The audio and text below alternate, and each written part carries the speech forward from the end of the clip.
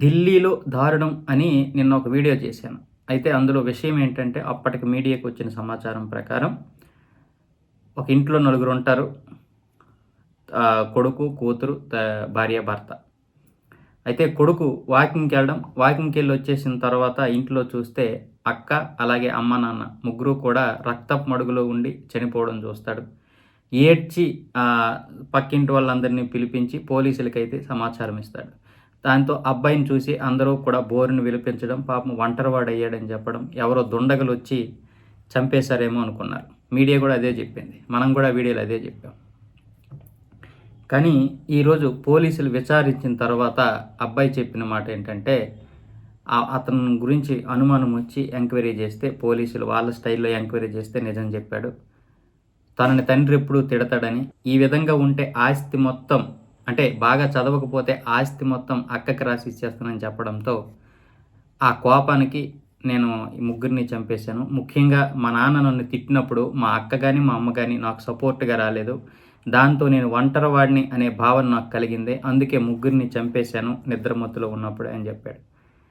ఇది మన పెంపకం తప్ప, సమాజం తప్ప, ఆ అబ్బాయి గుణం తప్ప.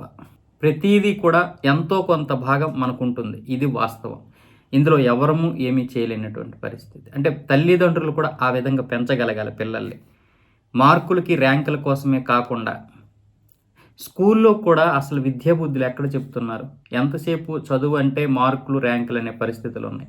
ఈరోజు 8వ తరగతి చదువుతున్న పిల్లాడు కూడా మద్యం తాగుతున్నాడు, మద్యం సేవిస్తున్నాడు, సిగరెట్లు తాగుతున్నారు, బ్లేడ్లు పట్టుకొని తిరుగుతున్నారు. ఏమైనంటే టీచర్స్ని బెదిరిస్తున్నారు. విద్యా వ్యవస్థ ఎంత దారుణంగా ఉందంటే డబ్బు అనే పేరుతో మన దేశంలో విద్యని దూరం చేస్తున్నారు పిల్లలకి. చదువుకున్న డబ్బున్నోడు ఒకలాగా, డబ్బు లేనోడు ఒకలాగా. డబ్బున్నోడు దగ్గర చదువుకోవడానికి డబ్బు లేని వాళ్ళు కూడా తాపత్రయపడుతూ ప్రైవేట్ స్కూల్లో చదివిస్తూ మా అబ్బాయి బాగుంటాడు కదా, మా అబ్బాయి జీవితం మారుతుంది కదా అని కూలీనాలి చేసుకొని రెక్కాడితే కానీ డొక్కాడిన వాళ్ళు కూడా ప్రైవేట్ స్కూల్లో ఫీజులు కడుతూ చదివిస్తున్నారు.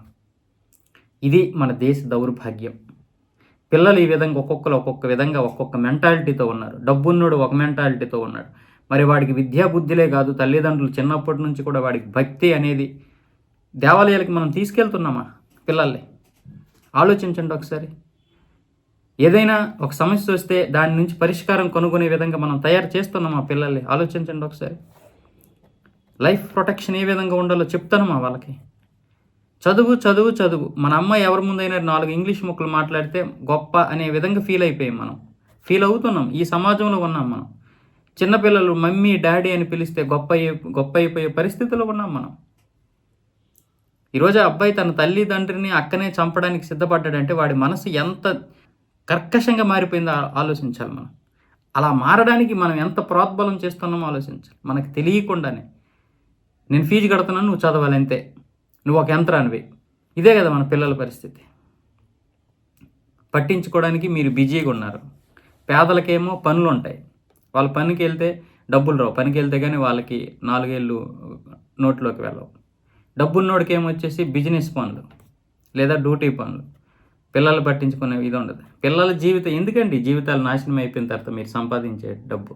ఈరోజు బెట్టింగ్ యాప్ల్లో ఎంతోమంది కోల్పోతున్నారు. డబ్బులు పెట్టేసి ఆడేసి జీవితాలు నాశనం చేసుకుంటున్నారు ఎంతోమంది. ఈరోజు తల్లిదండ్రులు ఊర్లో ఉండలేక బయటికి వెళ్లాల్సినటువంటి పరిస్థితి. ఎంతోమంది ఆత్మహత్యలు చేసుకుంటున్నారు. సమాజం, తల్లిదండ్రులు, ఉపాధ్యాయులు అందరూ దీని మీద బాధ్యత వహించాలి.